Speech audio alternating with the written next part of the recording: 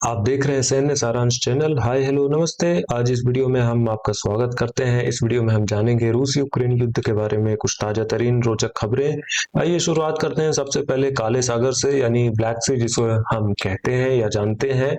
सबसे पहले यहाँ पर देखेंगे बोइंग RC-135W रिवेट जॉइंट। ये एक यूनाइटेड किंगडम का रिकॉनेसेंस एयरक्राफ्ट है जो कि जानकारियां इकट्ठी करता है। ये ब्लैक सी में यहाँ पर देखा गया था। आप देख सकते हैं ये क्राइमिया का इलाका है और यहाँ पर ये यूके इंटेलिजेंस प्लेन उड़ रहा था, क्योंकि यहाँ पर अब अमेरिका की एक्टिविटी थोड़ी सी कम हो चुकी है और ट्रंप जेलेंस्की से नाखुश हैं, क्योंकि जेलेंस्की ने उनका पीस प्लान ठुकरा दिया है। इसी कारण से ये चीज देखने को मिलती है। लेकिन ये सबसे जरूरी खबरें नहीं है। जरूरी खबर पर पहुंचने के पहले मैं आपको ये वीडियो दिखा देता हूँ किस तरीके से ये अनमैन्ड ड्रोन है जो कि जिसके द्वारा यहाँ पर रशिया की शैडो फ्लीट के टैंकर पर बमबारी हुई थी। हम थोड़ा सा इसको फास्ट फॉरवर्ड करते हैं वीडियो को, उसके बाद फिर हम बेहतर तरीके से देख पाएंगे। ये देखिए, अलग अलग दृश्य को अलग अलग एंगल से, अलग अलग दृश्य नहीं, अलग अलग एंगल से इस वीडियो को लिया गया था इन नेवी ड्रोन्स पर लगे कैमरास के द्वारा, क्योंकि इसमें एक ड्रोन का उपयोग नहीं हुआ था, इसमें मल्टीपल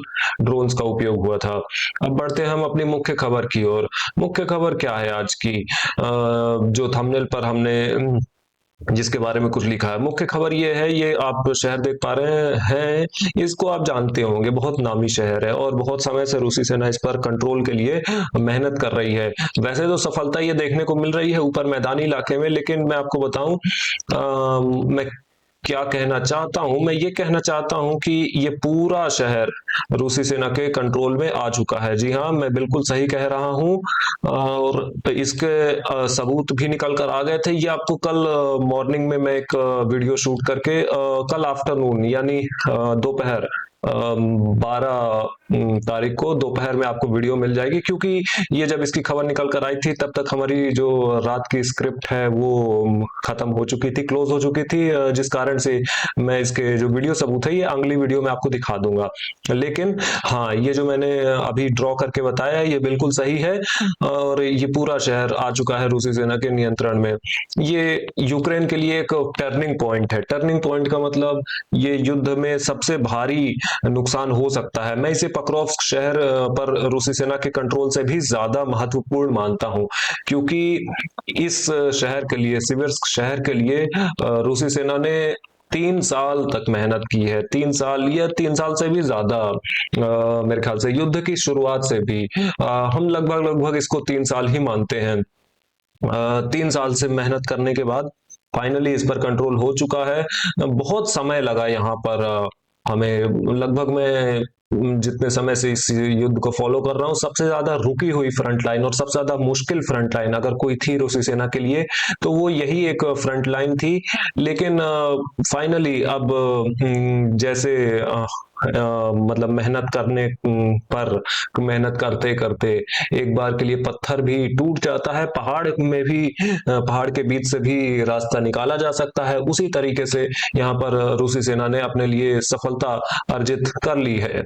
ये वीडियो वैसे तो बहुत लंबी है, आप देख सकते हैं 11 मिनट की वीडियो है। अब 11 मिनट की एक सोलो वीडियो तो हम देखेंगे नहीं, ये पूरी समरी है किस प्रकार से रूसी सेना ने बीते यहाँ पर बहुत महीनों से कोशिश की और कोशिश के बाद ये पूरा शहर आ गया रूसी सेना के नियंत्रण में। शुरुआत यहीं से हुई थी, ये ऑयल रिफाइनरी से हुई थी। यहाँ पर रूसी सेना का बेस था और वेरकोकमियान्स्क के गांव और यहाँ पर रूसी सेना के कंट्रोल था। लेकिन ये जो गांव आप देख पा रहे हैं यहाँ पर, यहाँ से शुरुआत हुई, धीरे धीरे आगे बढ़ते बढ़ते बढ़ते बढ़ते इतनी दूरी तय करने में लगभग, अगर मैं बताऊं, मैं क्या कहने की कोशिश कर रहा हूँ, हाँ, इस ऑयल रिफाइनरी से अगर मैं सिवियर्स्क शहर की अगर दूरी बता दूं, मैं इसके बिल्कुल एज की मैं बात करता हूँ, लगभग लगभग एज की 17 किलोमीटर। ये 17 किलोमीटर की दूरी तय करने में रूसी सेना को 3 साल लग गए। हो सकता है इसके लिए निंदा हो सकती है रूसी सेना की, लेकिन यहाँ पर इसका कारण ये है, मैं आपको बता दूं कि यहाँ पर पहाड़ी इलाके ना के बराबर हैं।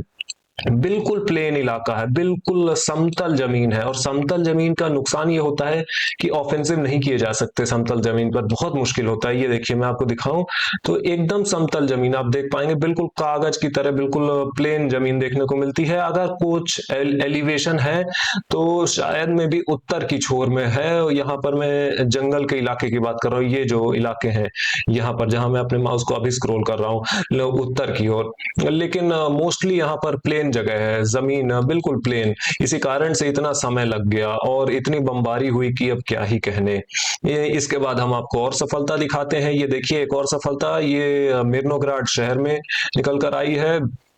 ये जो इलाका आप देख पा रहे हैं ये आ चुका है रूसी सेना के नियंत्रण में, और यहाँ पर अब ज्यादा दिन बचे नहीं है, मेरे ख्याल से 3-4 दिन के अंदर ये पूरा इलाका जो बीचों बीच है इसको लाल रंग में कर दिया जाएगा। आज के लिए तो ये सफलता आप नोट कर सकते हैं, और भी आगे सफलताएं हैं, यहीं पर सफलता खत्म नहीं होती।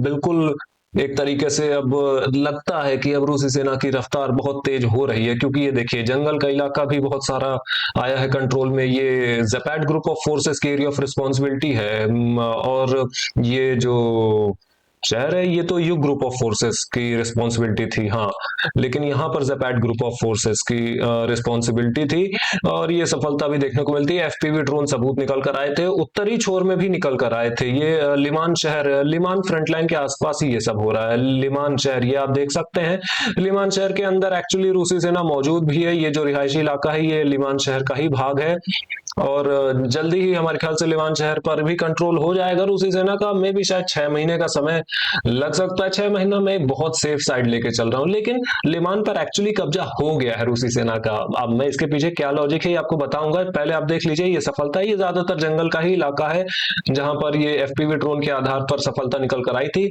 एक सफलता, दूसरी सफलता, और ये तीसरी सबसे बड़ी सफलता, मुख्य सफलता, चौथी सफलता मिर्नोग्राड में। 4 सफलताएं बड़ी बड़ी मुख्य सफलताएं, छोटी मोटी सफलताओं की हम बात नहीं कर रहे हैं, 4 मुख्य सफलताओं की हमने बात कर ली। एक और सफलता आपको दिखाते हैं। मैंने लिमान पर कब्जे की बात कही, ये रहा लिमान। ये लिमान शहर नहीं है लेकिन ये लिमान गांव है, जी हाँ, एक गली का गांव है, और इस पर पूरी तरीके से कंट्रोल स्थापित हो चुका है रूसी सेना का। वोफचांस्क शहर के निचले छोर में ये जो गांव है लिमान गांव, ये पड़ता है। नॉर्थ ग्रुप ऑफ फोर्सेस की रिपोर्ट देखते हैं जहां पर ये पड़ता है। इसमें इस बात की आधिकारिक पुष्टि की गई थी जिसके आधार पर ये बदलाव किए गए थे। ये देख सकते हैं आप, लिमान गांव पर पूरी तरीके से नियंत्रण स्थापित हो चुका है रूसी सेना का, और 145 यूक्रेनियन सैनिकों का नुकसान देखने को मिला था। जेपैड ग्रुप ऑफ फोर्सेस की एरिया ऑफ रिस्पॉन्सिबिलिटी में भी हम देखना चाहेंगे, क्योंकि दो दो बड़ी सफलताएं जंगल के इलाके में, एक ये और दूसरी ये लिमान शहर के ठीक सामने, लिमान शहर गांव नहीं। इसलिए हम इनकी रिपोर्ट भी देखते हैं। जेपैड ग्रुप ऑफ फोर्सेस की 215 यूक्रेनियन सैनिकों का जिक्र था। मे भी शायद कुछ मेंशन भी हो, मैंने बहुत जल्दी इसको बंद कर दिया, मुझे इतना जल्दी बंद नहीं करना चाहिए था। Unit of Zapad group of forces continue to this end surrounded the left bank of the Oskol river. इसमें कोई कस्बे का नाम नहीं था, क्योंकि यहाँ पर इनकी एरिया ऑफ रिस्पॉन्सिबिलिटी में कोई गांव पर कब्जा नहीं हुआ। ये ज्यादातर जंगल का इलाका है, ये भी जंगल का इलाका है, और ये भी जंगल का ही इलाका है। युग ग्रुप ऑफ फोर्सेस की रिपोर्ट भी हम देख लेते हैं आपके लिए। यहाँ पर तो नहीं है, हम नीचे जाते हैं थोड़ा सा, हमें देखने को मिलेगा युग ग्रुप ऑफ फोर्सेस कॉन्स्टेंटिनोव का, यहाँ पर मिल गया हमें। इसमें लिखा है कि यहाँ पर 120 यूक्रेनियन सैनिकों का नुकसान है।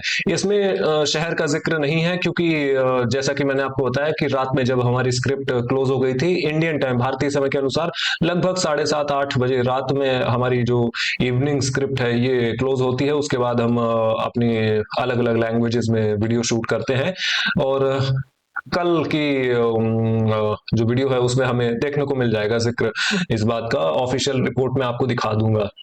और ये शायद आखिरी सफलता आज की हो सकती है। 1 2 3 4 5 6 छठवीं सफलता हो सकती है, हाँ छठवीं सफलता है ये।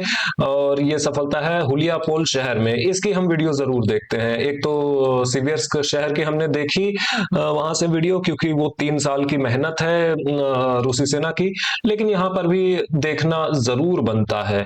खैर हालांकि आज मेरा इंटरनेट थोड़ा सा स्टक कर रहा है, मालूम नहीं क्यों आजकल दिल्ली में वापस से थोड़ा सा इंटरनेट स्लो पड़ने लगा है, लेकिन देखते हैं। यहाँ पर काफी सारी बमबारियां हो रही थी, घर की छतें उड़ चुकी हैं। ये सब वीडियो सबूत के आधार पर ये बदलाव कर दिए गए हैं। और रिपोर्ट हम देख लेते हैं। वोस्तोव ग्रुप ऑफ फोर्सेस की एरिया ऑफ रिस्पॉन्सिबिलिटी में 235 यूक्रेनियन सैनिकों का नुकसान देखने को मिला था। एक और जरूरी खबर मैं आपको बता देता हूँ। ये क्रेमेंचुक शहर, जी हाँ, क्रेमेंचुक शहर में यूक्रेन की सबसे बड़ी ऑयल रिफाइनरी है। यहाँ पर आज फिर से देखने को मिला था, आज नहीं, अब तो लगभग 12 से ज्यादा घंटे का समय हो चुका है, लेकिन यहाँ पर फिर से मिसाइल हमले लगातार जारी हैं। ये बहुत दूर से वीडियो शूट किया गया था, लेकिन हाँ, ये इस बात के सबूत है कि बहुत सारे मिसाइल हमले यहाँ पर हुए थे, और जिनके कारण बहुत सारा नुकसान भी हुआ था। यहाँ पर किसी भी तरीके से रूसी सेना ये चाहती है कि ये जो प्लांट है, ये जो ऑयल रिफाइनरी है, ये ऑपरेट ना कर पाए।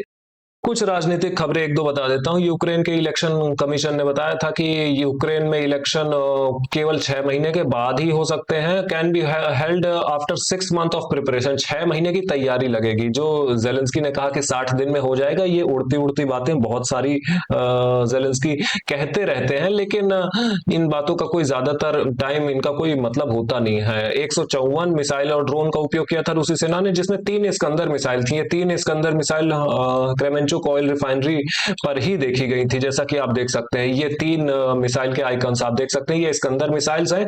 और ये जितने भी ड्रोन्स भी आप देख सकते हैं, भर भर के ड्रोन्स यहाँ पर एक ही जगह कंसंट्रेट करके और ये क्रेमेंचुक ऑयल रिफाइनरी पर छोड़े गए थे। और कहीं पर ड्रोन हमले आज नहीं हुए थे बीते 24 घंटे में, केवल इस ऑयल रिफाइनरी पर। बिजली की आपूर्ति नहीं हो पा रही है, बिजली तो बहुत समय से नहीं आ पा रही है। एक और खबर यूक्रेन से। जेलेंस्की ने कहा था कि इस हफ्ते हो सकता है कोई बहुत ठोस खबर, कंक्रीट न्यूज निकल कर आ जाए। स्टेप्स को लेकर क्या स्टेप्स हो सकते हैं इस युद्ध को खत्म करने के लिए, टू एंड दिस वॉर। इनकी बात पर मुझे 5 रुपए का भी भरोसा नहीं है। मैं ऐसा इसलिए कह रहा हूं क्योंकि ये बातें बहुत लंबे समय से ये फेंक रहे हैं और ये युद्ध खत्म नहीं होने वाला है। आप अभी भी मुझसे बात नोट डाउन कर सकते हैं, लिख सकते हैं।